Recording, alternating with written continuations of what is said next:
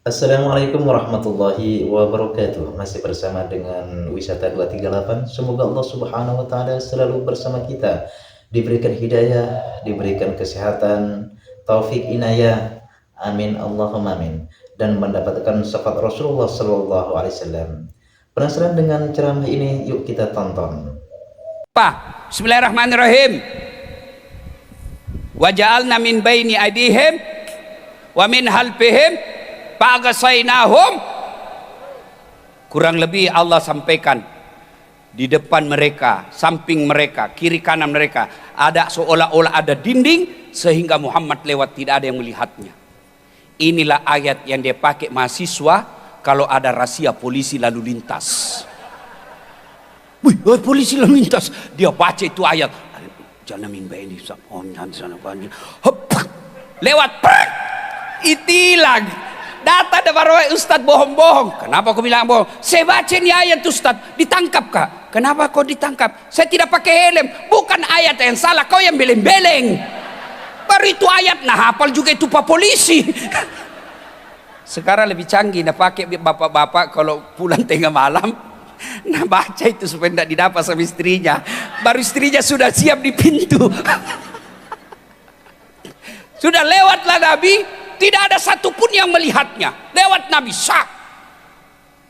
Begitu Abu Lahab tersadar, sergap rumahnya Nabi, didobrak pintunya, ternyata Nabi sudah tidak ada.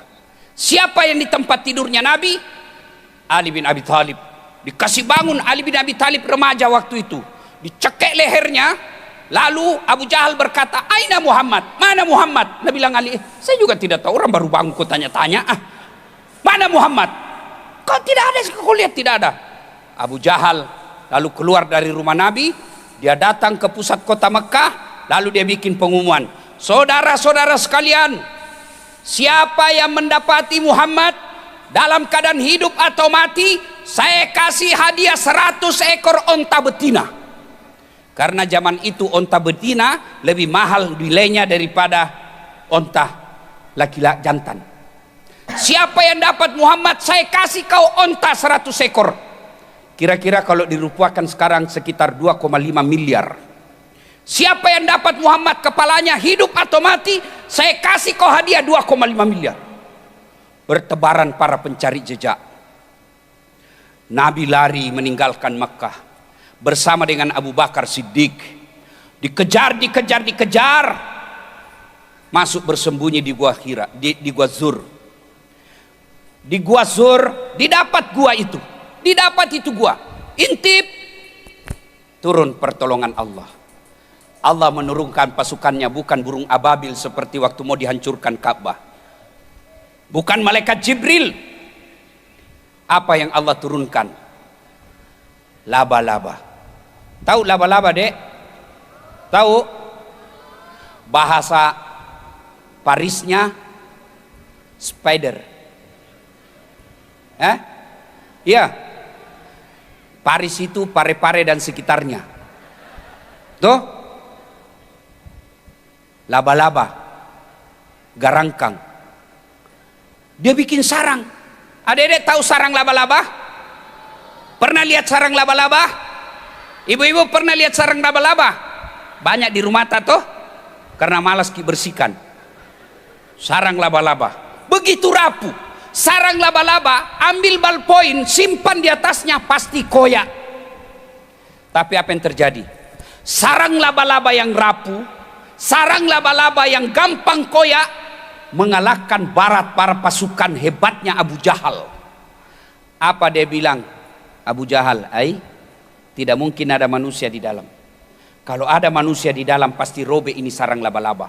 Begitu dia mau ngintip, Abu Bakar mau minta kencingi dirinya. Dia bilang, mati kita, mati maki kasihan. Didapak makini, iruntudi. Tapi apa kata Nabi? Abu Bakar, la tahzan, innallaha ma'ana. Abu Bakar, jangan kau cemas, jangan kau khawatir, jangan kamu takut, Allah bersama kita. Turun lagi bantuan Allah. Apa bantuan Allah? Burung merpati. Dia keluar, begitu keluar Abu Lahab berkata, betul Abu Jahal, tidak mungkin ada manusia kalau ada merpati mengeram di dalam. Keluar mereka. Dia bilang, ai, tapas mi Muhammad, lewat. Pergi 3 hari 3 malam di dalam Nabi bersembunyi. Pada saat Nabi bersembunyi, tidur pulas di atas pahanya Abu Bakar. Karena Nabi capek dikejar-kejar, tertidur. Dan begitu pulasnya tidurnya, dalam hadis dijelaskan, napasnya Nabi kedengaran keluar dari hidungnya, bukan dari mulut. Kalau keluar dari mulut namanya ngorok. Itu ngorok. Ibu ketawa, berarti sudah bayangkan suaminya di samping. Tapi ini keluar dari hidungnya, kira-kira seperti ini. Pulas sekali Nabi. Dalam keadaan Nabi pulas tidur, tiba-tiba Abu Bakar melihat ada kalajengking, skorpion. Kalajengking keluar mau menggigit Nabi. Abu Bakar serba salah. Dibangunkan Nabi, tidak enak. Beliau lagi pulas tidurnya. Tidak dibangunkan, digigit kalajengking. Pada saat keadaan genting itu, Abu Bakar mengambil keputusan yang sangat spektakuler. Apa? Dia masukkan jari-jari kakinya ke dalam sarang itu. Digigit laba-laba, digigit sama kalajengking. Bahasa Bugisnya balipat tarutung. Tahu itu yang ada ekornya begini? Nah, digigit. Abu Bakar tahan sakitnya. Dia gigit lidahnya supaya tidak mengerak. Dia teriak-teriak. Belum lagi selesai sakit, digigit kakinya, masih ada lagi kalajengking keluar, tangannya lagi dia kasih masuk.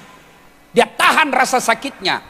Begitu sakitnya, tanpa disadari, air mata dari matanya Abu Bakar keluar, air mata menyentuh pipihnya Nabi. Nabi bangun karena disentuh air matanya Abu Bakar. Lalu Nabi bangun dan berkata, maka kenapa aku menangis? Dia bilang Abu Bakar, digigit saya. Dia bilang Nabi, kenapa kau tidak ngomong? Tidak tega saya Rasul. Nabi berkata, sini lukamu. Diusap dengan tangannya Nabi, sembuh dengan izin Allah. Begitulah cintanya Abu Bakar Siddiq kepada kita, kepada Rasulullah. 3 hari bersembunyi, setelah keadaan kemudian aman, Nabi yakin sudah aman, Nabi melanjutkan perjalanannya. Di Madinah, perbatasan di Madinah, sahabat pada cemas, sahabat muda gelisah. Kenapa? Wah, sudah berhari-hari Nabi belum sampai. Nabi, ada yang berkata, sudah dibunuh Nabi ini. Kata yang lain, tidak, tunggu saja. Mereka cemas. Kenapa? Waktu itu belum ada alat telekomunikasi seperti sekarang. Kalau mogok jalan dari Balikpapan ke Samarinda, bosa di telepon teman, woi, kempes bam mobil. Woi, tenang mako, habis bensin. Pada saat itu tidak ada.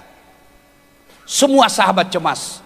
Dalam keadaan menunggu dan cemas, sahabat satu naik ke atas pohon kurma. Tiba-tiba dari jauh kelihatan ada debu yang naik ke atas. Lalu sahabat berkata, engkau ni Muhammad, datanglah sudah Nabi kita.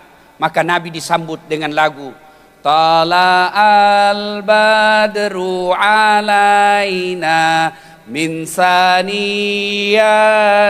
wada, dan seterusnya. Inilah hadis yang dipakai oleh ulama yang menghalalkan lagu, yang sempat beberapa bulan terakhir ini ribut-ribut lagi soal lagu.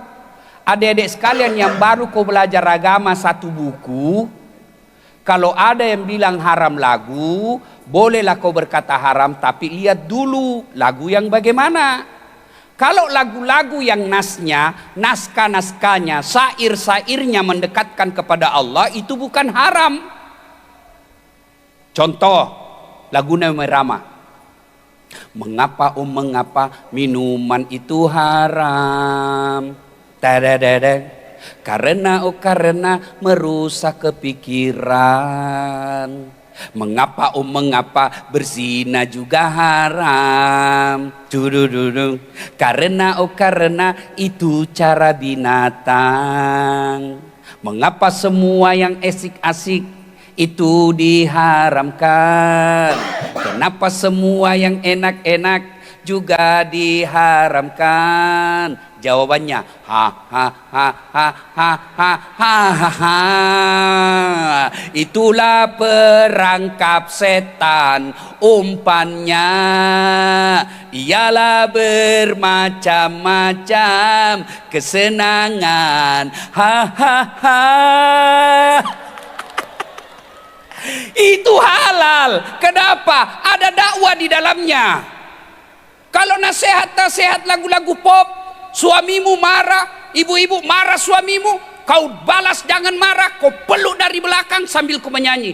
Insaflah wahai manusia, bila dirimu bernoda. Boleh, masa kata begitu haram? Yang haram itu kalau lagu-lagu yang naikkan syahwat, yang tidak masuk di akal, patolo-tolo. Cikampek, Tasik Malaya, aku capek gara-gara dia. Beleng-beleng. Apa itu? Cikampek. Apa kau dapat itu Cikampek? Jangan ketawa, saya serius ini. Ada Tom itu ibu PKK ini. Kalau 1, 2, bapak-bapak di belakang 3. Kalau begitu lagu-lagu begitu haram. Putar ke kiri nona, putarlah ke kiri ke sekarang kanan. Apa kau dapat itu kiri kanan?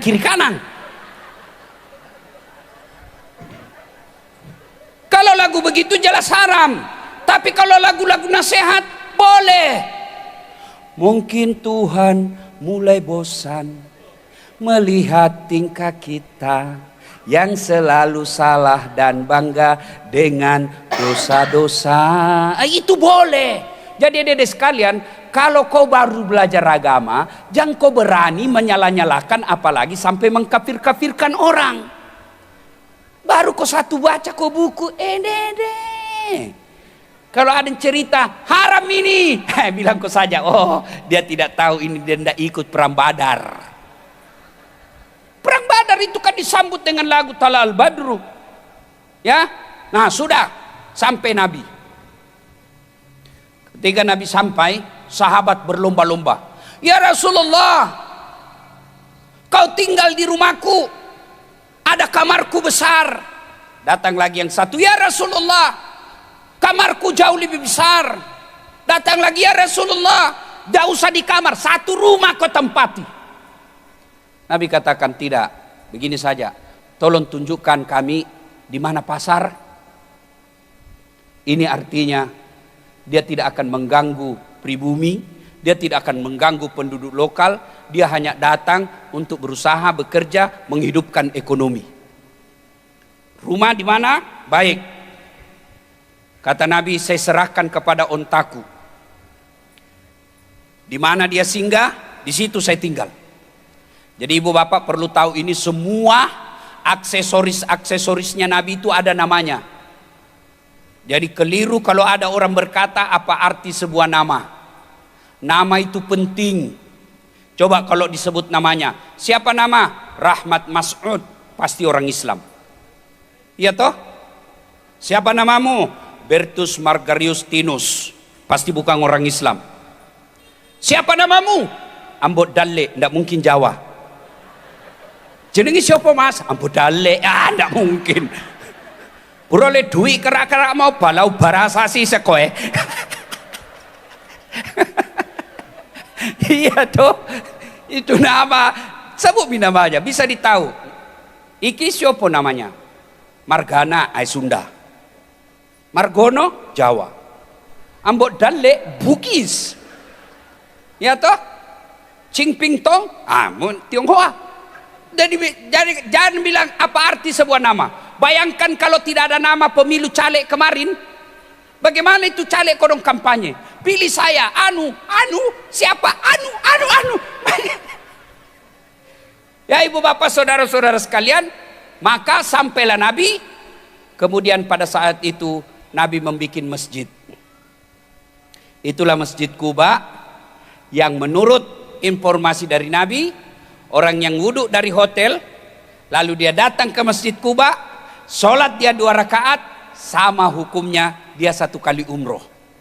Karena pada saat itu orang-orang di Quba merasa, di Madinah merasa, ya Rasulullah, enak betul orang Mekah, dia cuma keluar rumahnya, datang ambil miqat, tawaf, sa'i, selesai umroh. Kami orang Madinah jauh, kasihan, 400 km lebih kan, jauh. Maka kata Nabi, tidak usah kau cemas, siapa yang wudhu dulu dari rumahnya, karena sekarang kita kalau pergi tanah suci bukan rumah, tak hotel. Siapa yang wudhu dulu dari hotelnya, lalu dia datang ke Masjid Quba, dia sholat 2 rakaat, sama nilainya dia menunaikan sholat 1 kali, sama nilainya menunaikan 1 kali umroh. Kalau dia wudhu dari hotel, kalau dia wudhu di tempat wudhunya Masjid Quba, dia sholat sunnah biasa.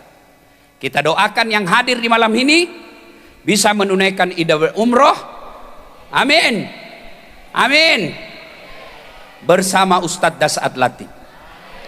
Masa kau tidak doakan saya, bos?